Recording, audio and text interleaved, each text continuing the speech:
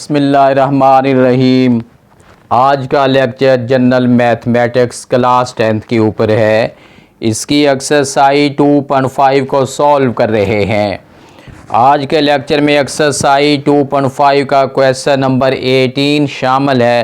बेटा आपने video last तक देखनी है ताकि क्वेश्चन के कॉन्सेप्ट को अच्छी तरह आपके माइंड में मैं बैठा सकूं।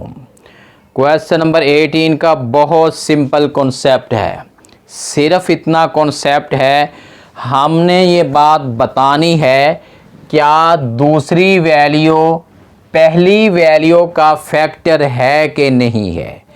अगर फैक्टर है तो हम आंसर में यस लिखेंगे और अगर फैक्टर नहीं है तो हमने आंसर में नो लिखना है।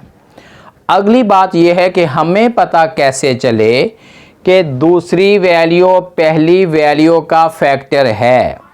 हमने दूसरी वैल्यू से यानी z+2 है, इसमें से z की वैल्यू लेते हैं। हम लिखेंगे z+2 is equal to 0, z is equal to -2। अब ये वाली -2 वैल्यू हमने फर्स्ट वैल्यू में पुट करनी है। पुट करने के बाद अगर आंसर 0 निकल आता है तो हम लिखेंगे यस फैक्टर है, और अगर 0 के अलावा आंसर जो भी निकले हम लिखेंगे नो।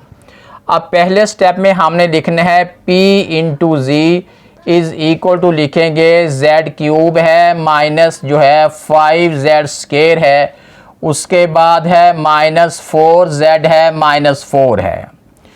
अब हमने यहाँ पे क्या करना है कि यहाँ पे वैल्यू जो है -2 लिखनी है। उसके बाद यहाँ पे -2 का क्यूब लिखना है हमने। उसके बाद -5 है और z² मीन -2 का स्केयर है। -4z मीन z की वैल्यू -2 पुट कर देते हैं और उसके बाद जो है -4 है। अब हमने इसे सॉल्व करना है। किसी भी माइनस की वैल्यू, किसी माइनस वाली वैल्यू की पावर अगर ऑड में होती है तो आंसर माइनस में रहता है, यानी 2 को 3 टाइम करते हैं तो 8 बनता है।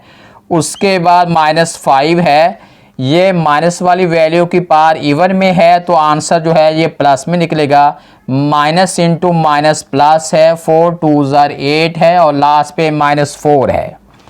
उसके बाद लिखना है -8 है -20 है +8 है -4 है।